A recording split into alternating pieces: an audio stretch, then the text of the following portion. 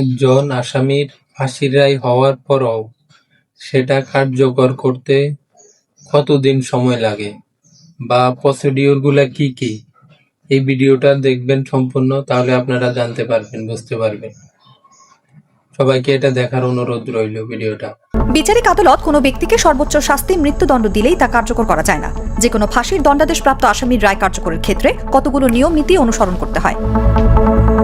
এই দণ্ড অনুমোদনের জন্য নথি হাইকোর্টে পাঠানো হয়, যাকে বলে ডেথ রেফারেন্স। এর সঙ্গে চাইলে আসামিরাও আপিল করতে পারে।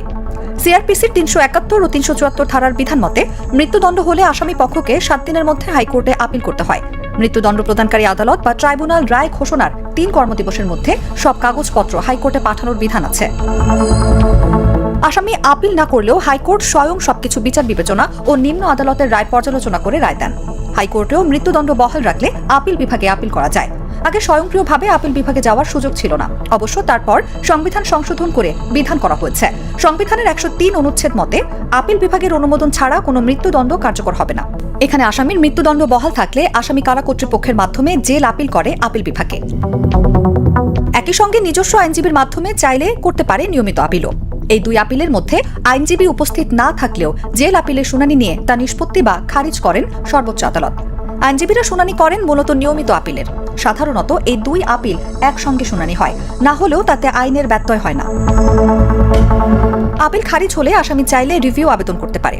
তা খারিজ হলে রিভিউর রায় পাঠানো হয় স্বরাষ্ট্র মন্ত্রণালয়, হাইকোর্ট, ঢাকা কেন্দ্রীয় কারাগার, সংশ্লিষ্ট জেলা প্রশাসকের কার্যালয়, সংশ্লিষ্ট বিচারিক আদালত ও সংশ্লিষ্ট কারাগারে।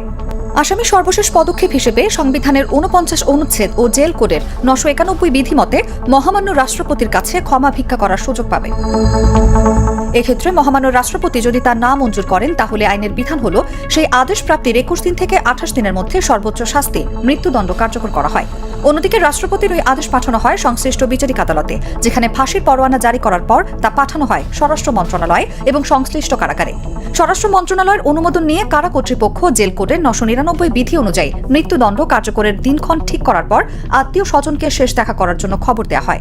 জেল কোডের ১০০১ বিধি অনুযায়ী মৃত্যুদণ্ড রাতের যে কোনো সময় কার্যকর করা হয়। জেল কোডের ১০৩ বিধি অনুযায়ী এ সময় ম্যাজিস্ট্রেট, কারা কর্তৃপক্ষ, পুলিশ ও সিভিল সার্জন উপস্থিত থাকবেন। সব আইনি পদক্ষেপ সম্পন্ন হলে ফাঁসির দড়ি দণ্ডিতের গলায় লাগানোর পর জেল সুপারের ইশারায় সহকারী লিভার অর্থাৎ জল্লাদ টেনে ফাঁসি কার্যকর করে। জেল কোডের ১০০৬ বিধি অনুযায়ী ২৫.৪ ডায়ামিটারের ম্যানিলা দড়িতে ৩০ মিনিট ঝুলিয়ে মৃত্যু নিশ্চিত করার নিয়ম। তবে জেল কোডের ১০০৭ বিধি অনুযায়ী সাধারণত ৫ থেকে ১০ মিনিট রাখাই মৃত্যু নিশ্চিতের জন্য যথেষ্ট।